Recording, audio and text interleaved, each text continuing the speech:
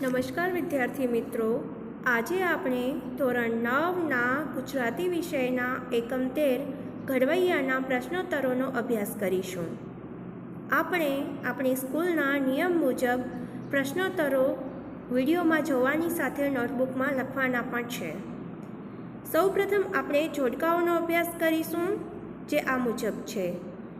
ઘડવૈયા કૃતિના કર્તા નાના ભાઈ જેબલિયા છે.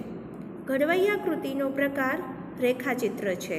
હવે આપણે એક વાક્યમાં ઉત્તર લખો એ પ્રકારના પ્રશ્નોનો અભ્યાસ કરીશું, જેમાં પહેલો પ્રશ્ન છે, ઘડવૈયા પાઠમાં માસ્તરનું નામ શું હતું? જવાબ છે, ઘડવૈયા પાઠમાં માસ્તરનું નામ કરુણાશંકર હતું. 2. કરુણાશંકર માસ્તર ઉદાસ કેમ બની ગયા? જવાબ છે, ભવાયા રમવા આવ્યા હતા, તેથી કરુણાશંકર માસ્તર ઉદાસ બની ગયા. 3. માસ્તરે પોતાનો આખો પગાર ફાળામાં શા માટે આપી દીધો?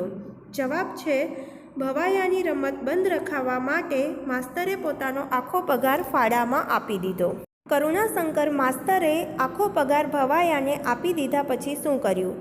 જવાબ છે, કરુણાશંકર માસ્તરે આખો પગાર ભવાયાને આપી દીધા પછી છાશ, રોટલો અને મીઠાની કાંકરીથી મહિનો કાઢ્યો હતો. 5. કરુણાશંકર માસ્તરની શાળામાં કેવા કાર્યક્રમો થતા હતા? જવાબ છે, કરુણાશંકર માસ્તરની શાળામાં રામાયણ મહાભારતના નાટકો ભજવાતા.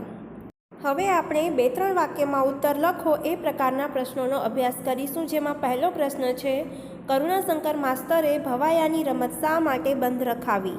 જવાબ છે, ભવાયાની રમતમાં ગણેશ વંદના પછી લોકરંજનના નામે દ્વિઅર્થી વાણીનો ઘાણ શરૂ થયો.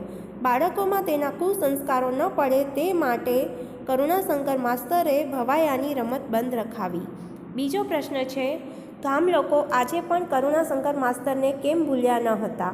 જવાબ છે, કરુણાશંકર માસ્તરે પોતાનો 1 માસનો પગાર ભવાયાના નાયકને આપીને બીજા દિવસની રમત બંધ રખાવી, જેથી બાળકો તે રમતનું ભોળા ભાવે અનુકરણ ન કરે. માસ્તરે આખા માસનો પગાર ગામના બાળકોના સંસ્કાર રક્ષણ માટે અર્પણ કરીને છાશ, રોટલો અને મીઠાની કાંકરીથી મહિનો કાઢ્યો હતો, તેથી ગામ લોકો તેમને આજે પણ ભૂલ્યા ન હતા. હવે આપણે સવિસ્તર ઉત્તર લખો એ પ્રકારના પ્રશ્નોનો અભ્યાસ કરીશું. પ્રશ્ન આ મુજબ છે, કરુણાશંકર માસ્તરનું પાત્રાલેખન કરો. જવાબ છે, કરુણાશંકર માસ્તર નાના ભાઈ જેબલિયા દ્વારા લખાયેલ ઘડવૈયા કૃતિના પાત્ર છે. કરુણાશંકર ખેડા જિલ્લાના ગંભીરા ગામની પ્રાથમિક શાળાના આદર્શ શિક્ષક હતા. શાળાના વિદ્યાર્થીઓ સારું ભણે, તેની સાથે સંસ્કારી બને તેનું તે વિશેષ ધ્યાન રાખતા. તેમનો શાળાએ જવાનો સમય નિશ્ચિત હતો, પરંતુ શાળાએથી આવવાનો સમય નિશ્ચિત ન હતો.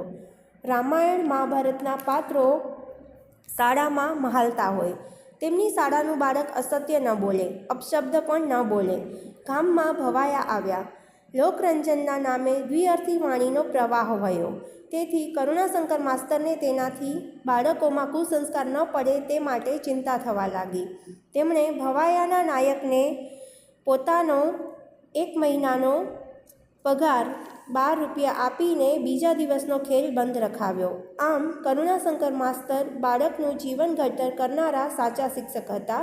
તેમનું લેખકે સચોટ પાત્રાલેખન કર્યું છે.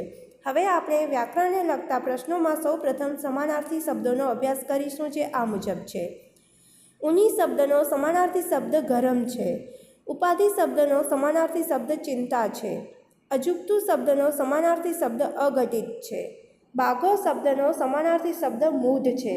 માસ્તર શબ્દનો સમાનાર્થી શબ્દ શિક્ષક છે. હવે આપણે વિરુદ્ધાર્થી શબ્દોનો અભ્યાસ કરીશું, જે આ મુજબ છે.